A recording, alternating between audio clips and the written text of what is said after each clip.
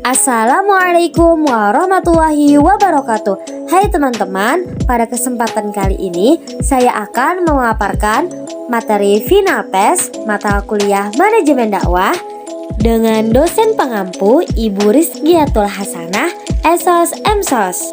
Sebelum kita memasuki ke pembahasan materi manajemen dakwah, saya akan memperkenalkan diri. Nama saya Sela Rosalia, NIM 210104030061, jurusan Manajemen Dakwah, Lokal 21C Manajemen Dakwah. Sebelum kita memasuki ke pembahasan, saya sudah menyiapkan mind mapping ini untuk video pembahasan materi manajemen dakwah. Baik, langsung saja kita ke pembahasan materi yang ke-8, yaitu budaya organisasi dalam manajemen dakwah dan perencanaan dalam strategi. Apa itu budaya organisasi dalam manajemen dakwah?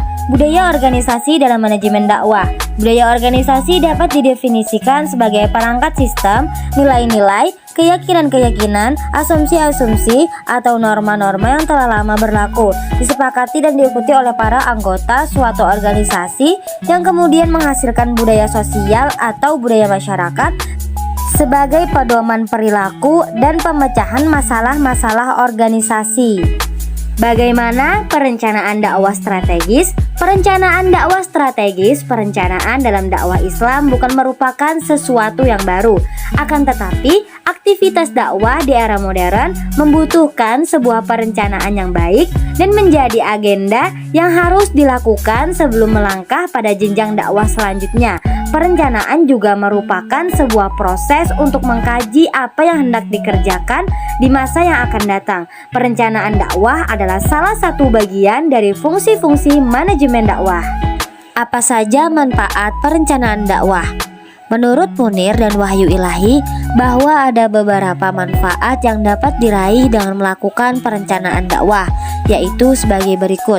Yang pertama, dapat memberikan batasan tujuan sehingga mampu mengarahkan dai secara tepat dan maksimal. Yang kedua, menghindari penggunaan secara sporadis sumber daya insani dan menghindari benturan di antara aktivitas dakwah yang tumpang tindih. Yang ketiga, dapat melakukan prediksi dan antisipasi mengenai berbagai problem dan merupakan sebuah persiapan dini untuk memecahkan sebuah masalah dakwah. Yang keempat, merupakan usaha untuk menyiapkan kader dai dan mengenal fasilitas, potensi, dan kemampuan umat. Yang kelima, dapat melakukan pengorganisasian dan penghematan waktu dan pengelolaan secara baik. Yang keenam, menghemat fasilitas dan kemampuan insani serta material yang ada dapat dilakukan pengawasan sesuai dengan ukuran-ukuran objektif dan tertentu. Dan yang terakhir, merangkai dan mengurutkan tahapan-tahapan pelaksanaan sehingga akan menghasilkan program yang terpadu dan sempurna. Apa saja jenis-jenis perencanaan dakwah? A. Rencana strategis dan rencana operasional. Rencana strategis merupakan rencana yang berlaku bagi seluruh organisasi, yaitu menentukan sasaran umum organisasi dan berusaha menempatkan organisasi tersebut ke dalam lingkungannya. Rencana operasional adalah rencana yang menempatkan rincian tentang cara mencapai keseluruhan tujuan organisasi. Yang B. Rencana jangka pendek dan jangka panjang. Rencana jangka pendek adalah rencana dengan asumsi kerangka waktu paling tidak selama 1 tahun. Sedangkan rencana jangka panjang adalah rencana dengan kerangka batas waktu 3 tahun ke atas. Yang C. Rencana yang mengarahkan dan rencana yang khusus. Rencana khusus adalah sebuah rencana yang telah dirumuskan dengan jelas serta tidak menyediakan ruang bagi interpretasi. Sedangkan rencana yang mengarahkan lebih menekankan pengidentifikasian garis-garis pedoman umum. Yang terakhir yaitu rencana sekali pakai dan rencana tetap. Rencana sekali pakai adalah rencana yang digunakan sekali saja, yang dirancang untuk memenuhi kebutuhan situasi khusus dan diciptakan sebagai respon terhadap keputusan yang tidak terprogram yang diambil oleh para manajer. Apa saja sasaran dasar perencanaan dakwah? Dalam penggunaannya, diorientasikan pada hasil-hasil yang dikehendaki, Misalnya bagi dai, mad'u, atau masyarakat. Sasaran itulah yang memberi arah bagi semua keputusan manajemen dan merupakan sebuah kriteria yang digunakan untuk mengukur prestasi aktual. Inilah yang disebut dengan dasar perencanaan. Yang pertama yaitu multinitas sasaran secara sapintas. Boleh jadi aktivitas organisasi dakwah itu hanya bertujuan pada konten, ubudiyah atau vertikal saja yang sasarannya keimanan. Dengan kata lain, sasaran dakwah diorientasikan untuk mengislamkan yang belum Islam, menambah keimanan bagi yang sudah beriman, memberi jawaban umat pada permasalahan kehidupan beragamnya. Yang kedua adalah sasaran yang ditetapkan. Dakwah sasaran yang ditetapkan adalah pernyataan-pernyataan resmi organisasi agar dipercaya oleh publik sebagai sasarannya. Dalam organisasi dakwah, sasaran ini bisa dalam bentuk-bentuk pamflet, selebaran, dan buletin yang dikeluarkan. Yang terakhir yaitu cara tradisional menetapkan sasaran dakwah. Penetapan sasaran tradisional adalah sasaran ditetapkan, kemudian diklasifikasikan menjadi subsasaran. Dalam organisasi dakwah, usaha-usaha para dai di berbagai tingkat organisasi disesuaikan untuk memenuhi sasaran-sasaran yang ditentukan di wilayah tanggung jawab mereka. Apa saja sisi kelemahan sebuah perencanaan? Sisi kelemahan sebuah perencanaan dakwah. Sebuah perencanaan tidak selamanya baik untuk dijalankan. Paling tidak, ada sisi negatif yang harus diperhatikan dan dipertimbangkan dalam sebuah perencanaan. Argumen-argumen ini dapat memperkuat statement yaitu: yang pertama yaitu perencanaan dapat menciptakan sebuah kekakuan. Yang kedua, rencana tidak dapat dikembangkan bagi suatu lingkungan yang dinamis.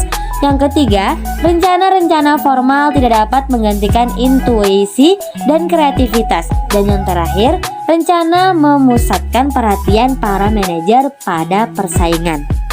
Baik, langsung kita ke pembahasan yang ke-9, pengorganisasian lembaga dan kegiatan dakwah. Apa saja bentuk-bentuk organisasi dakwah? Bentuk-bentuk organisasi dakwah terbagi kepada 7 bagian. Yang pertama yaitu spesialisasi kerja. Manajemen spesialisasi kerja diartikan sebagai tingkat kemampuan seseorang dalam melakukan pekerjaan yang ditekuninya, dan tugas-tugas organisasi dibagi menjadi pekerjaan-pekerjaan terpisah.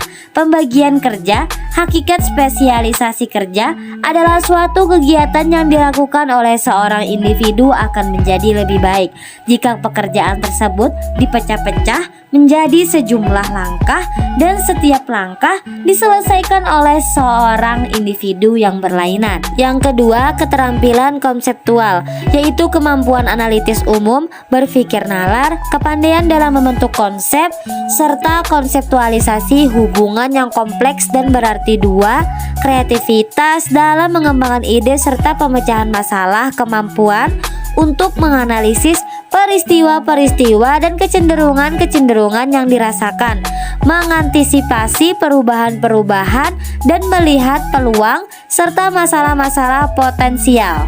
Yang ketiga, departementalisasi dakwah. Setelah unit kerja dakwah dibagi-bagi melalui spesialisasi kerja, maka selanjutnya diperlukan pengelompokan pekerjaan-pekerjaan yang diklasifikasikan melalui spesialisasi kerja, sehingga tugas yang sama atau mirip dapat dikelompokkan secara bersama-sama sehingga dapat dikoordinasikan. Yang keempat, rantai komando. Rantai komando adalah sebuah garis wewenang yang tidak terputus yang membentang dari tingkat atas organisasi terus sampai tingkat paling bawah dan menjelaskan hasil kerja dakwah ke departemen masing-masing. Yang kelima, rentang kendali. Rentang kendali merupakan konsep yang merujuk pada jumlah bawahan yang dapat disupervisi oleh seorang manajer secara efisien dan efektif.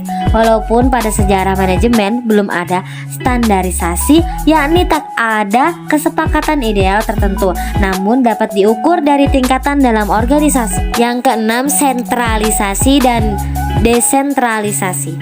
Sentralisasi diartikan sebagai kadar sampaian di mana pengambilan keputusan terkonsentrasi pada hierarki atau wewenang formal, yaitu hak-hak inherent dalam posisi seseorang. Sementara desentralisasi adalah pengertian terbaik dalam artian pengalihan wewenang untuk membuat keputusan ke tingkat yang lebih rendah dalam suatu organisasi. Dan yang terakhir yaitu formalisasi dakwah.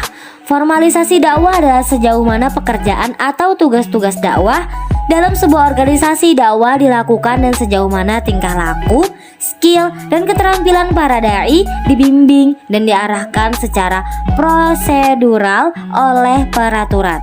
Apa itu desain pengorganisasian? Desain organisasi merupakan langkah awal dalam memulai pelaksanaan kegiatan perusahaan untuk pencapaian tujuan perusahaan. Pengertian yang jelas tentang desain organisasi oleh beberapa ahli sebagai berikut. Desain organisasi adalah struktur organisasi tertentu sebagai hasil dari berbagai keputusan dan tindakan para manajer. Desain organisasi adalah keseluruhan rangkaian elemen struktural dan hubungan di antara elemen-elemen tersebut yang digunakan untuk mengelola organisasi secara total. Desain organisasi adalah sebuah proses memilih dan mengelola aspek-aspek struktural dan kultural yang dilakukan oleh para manajer sehingga organisasi mampu mengendalikan kegiatan apa saja yang perlu dilakukan untuk mencapai tujuan bersama. Apa itu strategi dan struktur dakwah? Pengertian strategi dakwah. Strategi pada hakikatnya adalah perencanaan atau planning dan manajemen untuk mencapai suatu tujuan.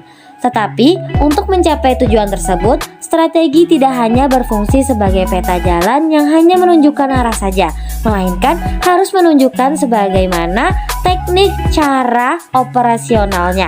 Yang B, pentingnya strategi dakwah.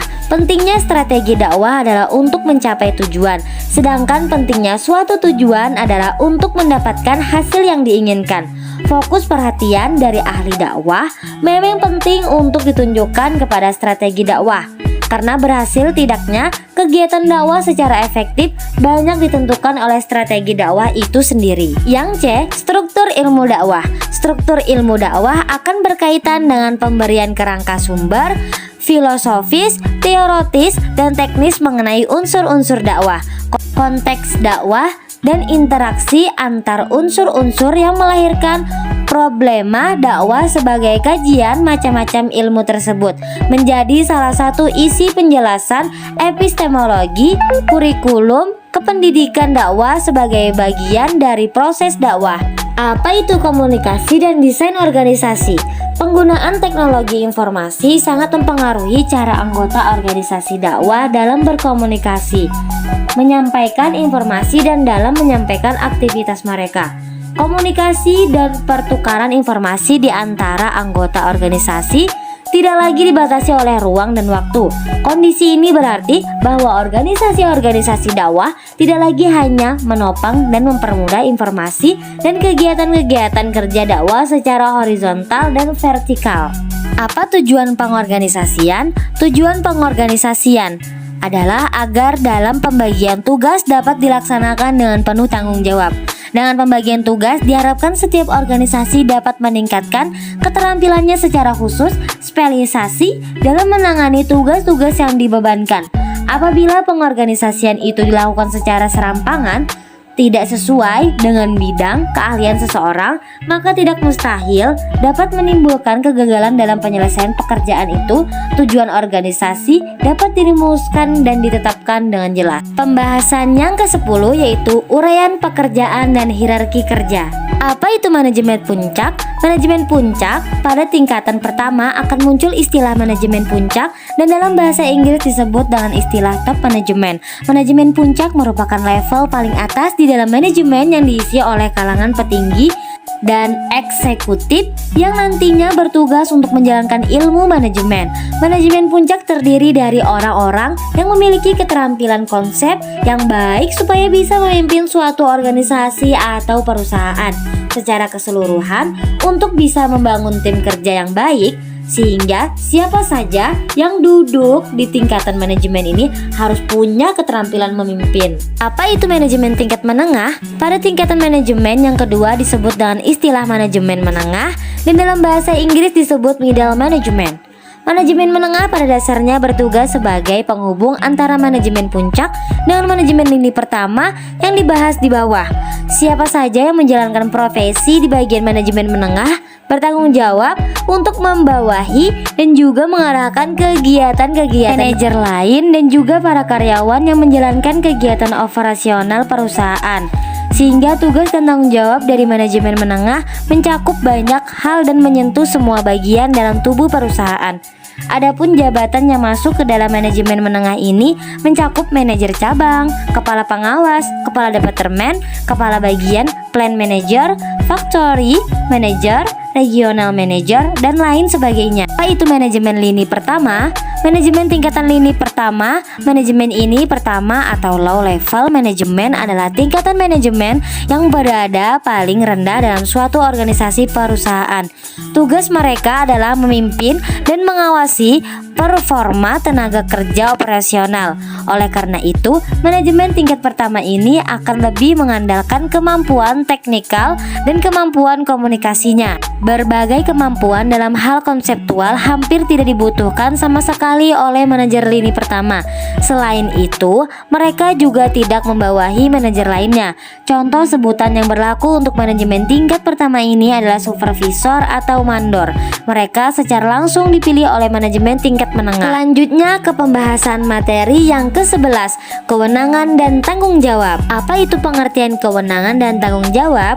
Kata kewenangan berasal dari kata dasar wewenang yang diartikan sebagai hal berwenang, hak dan kekuasaan yang dipunyai untuk melakukan sesuatu. Kewenangan adalah kekuasaan formal, kekuasaan yang diberikan oleh undang-undang atau dari kekuasaan eksekutif administrasi. Pengertian tanggung jawab menurut Abu dan Munawar 2007, tanggung jawab merupakan perbedaan antara benar dan yang salah, yang boleh dan yang dilarang, yang dianjurkan dan yang dicegah, yang baik dan yang buruk, dan sadar bahwa harus menjauhi segala yang bersifat negatif dan mencoba membina diri untuk selalu menggunakan hal-hal yang positif. Apa saja jenis-jenis wewenang? A. Kewenangan lini. Kewenangan lini adalah mereka yang bertanggung jawab terhadap berbagai kegiatan organisasi dalam rangkai pencapaian tujuan organisasi. Kewenangan ini dipresentasikan mulai dari hierarki yang tertinggi hingga hierarki yang terendah. Yang B. Kewenangan staf. Kewenangan staf adalah mereka yang ditunjuk untuk membantu bagian-bagian dalam suatu organisasi yang memiliki kewenangan lini. Kewenangan ini membantu organisasi dan pencapaian tujuannya. Yang terakhir yaitu kewenangan fungsional. Kewenangan fungsional adalah mereka yang berada dalam bagian tentu dalam organisasi, memiliki kewenangan lini maupun staf, namun juga dikarenakan tugasnya sehingga diberi kewenangan untuk melakukan kontrol atau koordinasi dengan bagian lainnya. Apa saja batas-batas wewenang?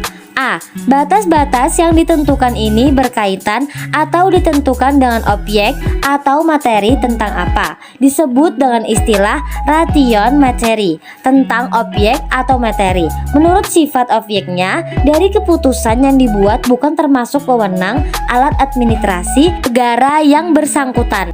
B. Batas-batas ditentukan oleh wilayah daerah disebut dengan istilah ration lauki, tentang wilayah atau daerah. Alat-alat administrasi yang membuat keputusan melampaui batas wilayah wewenangnya. C. Tidak berwenang ration lauki ditentukan oleh masa tertentu. Bila mana, kapan berlakunya kewenangan itu disebut dengan istilah ration temporis. Yang terakhir tentang waktu atau kapan, bila mana alat administrasi negara membuat keputusan melampaui batas waktu wewenang yang dilakukan. Apa saja ragam bentuk tanggung jawab? 1. Tanggung jawab kepada Tuhan. Manusia merupakan salah satu dari banyaknya bukti makhluk ciptaan Tuhan yang Maha Esa. Rasa tanggung jawab manusia sebagai ciptaan kepada Tuhan adalah dengan selalu bersyukur dan menjaga semua nikmat yang telah diberikannya, serta senantiasa untuk mentaati segala perintah dan menjauhi segala larangan Tuhan. Yang kedua, tanggung jawab kepada diri sendiri.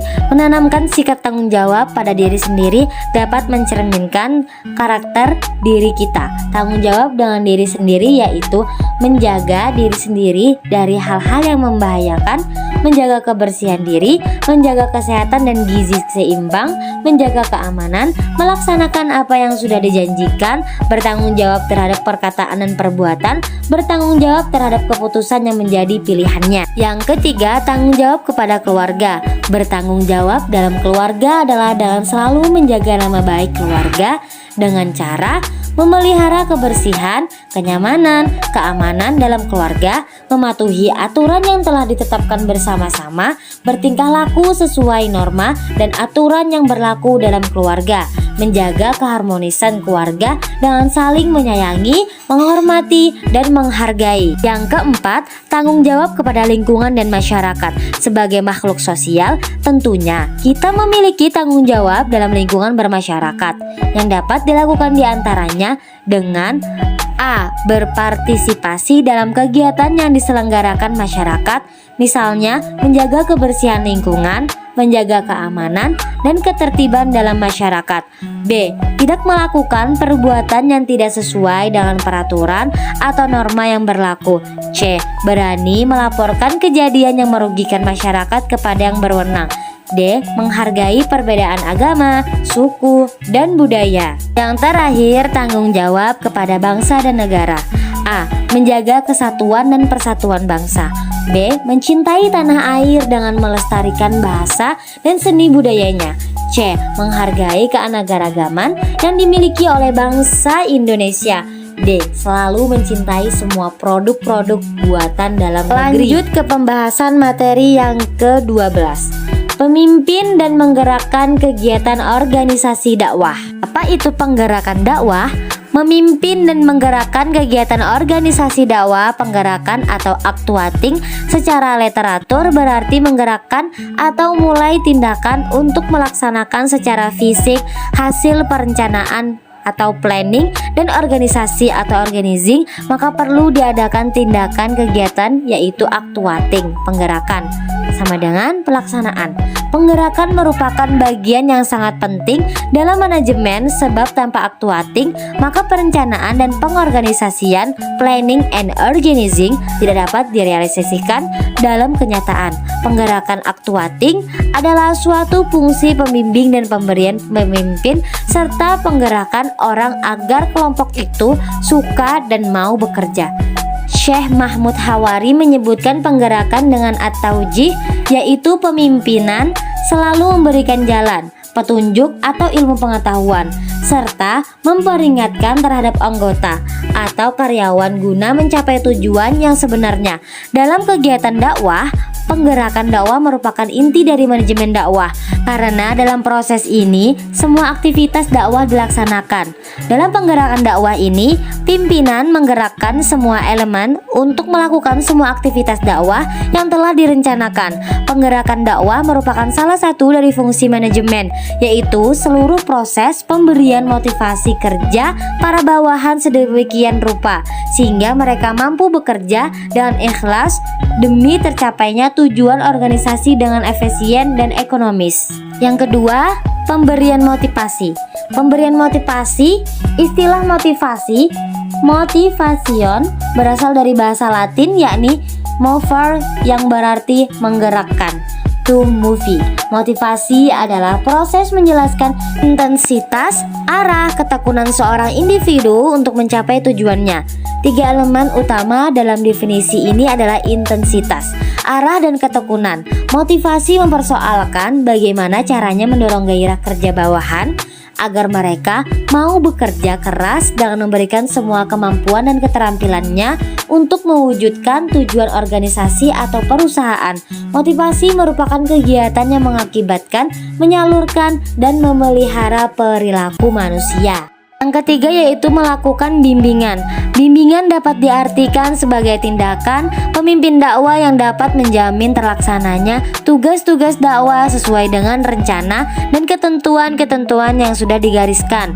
Pembimbingan yang dilakukan oleh pemimpin terhadap pelaksana dilakukan dengan jalan memberikan perintah atau petunjuk atau usaha-usaha lain yang bersifat mempengaruhi dan menetapkan arah tindakan mereka. Adapun komponen bimbingan dakwah adalah nasihat untuk membantu para dai dalam melaksanakan perannya serta mengatasi permasalahan dalam menjalankan tugasnya adalah: yang pertama, memberikan perhatian terhadap setiap perkembangan para anggotanya. Ini yang mendasar dari sebuah bimbingan, di mana diharapkan para pemimpin dakwah memiliki perhatian yang sungguh-sungguh mengenai perkembangan pribadi serta kemajuan para anggotanya. Yang kedua, memberikan nasihat yang berkaitan dengan tugas dakwah yang bersifat membantu, yaitu dengan memberikan saran mengenai strategi dakwah yang diiringi dengan alternatif tugas dakwah dengan membagi pengetahuan. Yang ketiga, memberikan sebuah dorongan. Ini bisa berbentuk dengan mengikut sertakan ke dalam program pelatihan-pelatihan yang relevan. Yang terakhir, memberikan bantuan atau bimbingan kepada semua elemen dakwah untuk ikut serta dalam pembuatan keputusan dan strategi perencanaan. Keempat, menjalin hubungan. Menjalin hubungan antara anggota dalam sebuah organisasi merupakan aspek penting untuk memenuhi kebutuhan mereka yang bersifat non-materi, kejiwaan, spiritual. Jika kebutuhan spiritual ini dapat terpenuhi, akan mendorong dan memotivasi anggota untuk bekerja lebih optimal. Mereka melakukan semua dengan penuh keikhlasan dan semangat saling membantu satu sama lain. Pemikiran manajemen modern mengakui adanya hubungan kemanusiaan dalam proses produksi awal abad ke-20, di mana manusia merupakan salah satu faktor produksi, akan tetapi tidak mengindahkan sisi kejiwaan mereka. Dalam pandangan Islam, manusia dipandang sebagai makhluk mulia yang memiliki kehormatan dan berbeda dengan makhluk lain. Islam mendorong umatnya untuk memperlakukan manusia dengan baik, membina hubungan dengan semangat, kekeluargaan, dan saling tolong-menolong. Yang kelima, penyelenggaraan komunikasi. Secara etimologis, kata komunikasi berasal dari kata komunis, yang berarti adanya kesamaan makna dan pemahaman di antara orang yang sedang berkomunikasi. Secara terminologis, pengertian komunikasi dapat dirumuskan sebagai proses penyampaian suatu pernyataan oleh seseorang kepada orang lain. Secara paradigmatik, komunikasi berarti proses penyampaian suatu pesan oleh seseorang kepada orang lain untuk memberitahu atau mengubah sikap, pendapat, atau perilaku, baik secara lisan maupun tak langsung melalui media. Komunikasi menduduki tempat yang utama karena susunan, keluasan, dan cakupan organisasi secara keseluruhan ditentukan oleh teknik komunikasi. Dari sudut pandang ini, komunikasi adalah suatu proses sosial yang mempunyai relevansi terluas dalam memfungsikan setiap kelompok, organisasi, atau masyarakat. Dan yang terakhir yaitu pembahasan yang ke-12, motivasi dan pengaruh pimpinan. Pengendalian dakwah. Dalam organisasi dakwah, penggunaan prosedur pengendalian ini diterapkan untuk memastikan langkah kemajuan yang telah diraih sesuai dengan sarana dan penggunaan sumber daya manusia secara efektif. Adapun unsur-unsur dasar pengendalian meliputi: yang pertama, sebuah standar spesifikasi prestasi yang diharapkan ini dapat berupa sebuah anggaran, prosedur pengoperasian, sebuah logaritma keputusan, dan sebagainya. Yang kedua, sebuah pengukuran proses real. Ketiga, sebuah laporan penyimpangan pada unit pengendali. Yang keempat, seperangkat tindakan yang dapat dilakukan oleh unit pengendali untuk mengubah prestasi mendatang jika prestasi sekarang kurang memuaskan, yaitu seperangkat aturan keputusan untuk memilih tanggapan yang layak. Yang kelima, dalam hal tindakan unit pengendali gagal membawa prestasi nyata yang kurang memuaskan ke arah yang diharapkan, sehingga ada sebuah metode tingkat perencanaan atau pengendalian lebih tinggi untuk mengubah satu atau beberapa keadaan yang tidak kondusif. Selanjutnya, unsur dan proses pengendalian manajemen dakwah.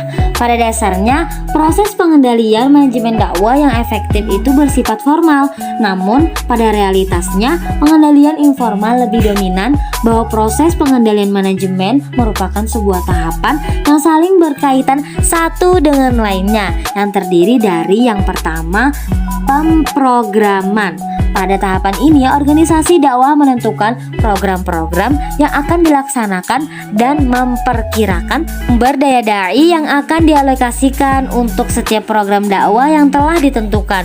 Yang kedua, penganggaran merupakan rencana yang terorganisir dan bersifat menyeluruh yang dinyatakan dalam unit moneter untuk operasi aktivitas dakwah dan pengadaan sumber daya suatu perusahaan selama periode tertentu di masa yang akan datang. Selanjutnya, fungsi pengendalian dakwah. Fungsi pengendalian dakwah, pengendalian manajemen dakwah dikonsentrasikan pada pelaksanaan aktivitas, tugas-tugas di bawah yang sedang berlangsung maupun yang telah selesai dilakukan. Hal ini dimaksudkan sebagai upaya preventif terhadap kemungkinan terjadinya penyimpangan serta upaya peningkatan dan penyempurnaan terhadap proses dakwah ke depan. Secara spesifik, pengendalian dakwah ini dibutuhkan untuk yang pertama, menciptakan suatu mutu dakwah yang lebih baik. Dengan pengendalian dakwah ini dapat ditemukan suatu proses yang salah satu menyimpang dan kemudian dapat dikoreksi. Yang kedua, dapat menciptakan sebuah siklus yang lebih cepat. Dari sini dapat diketahui permintaan atau keinginan dari mad'u untuk kemudian didesain sehingga efisiensi dapat tercapai. Yang ketiga, untuk mempermudah pendelegasian dai dan kerja tim.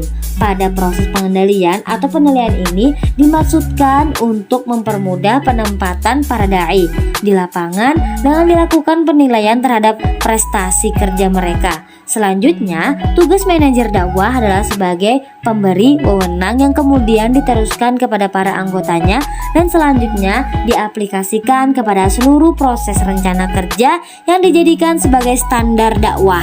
Selanjutnya, efektivitas manajerial. Efektivitas manajerial secara umum, manajemen dakwah yang efektif itu harus dapat melakukan hal-hal sebagai berikut.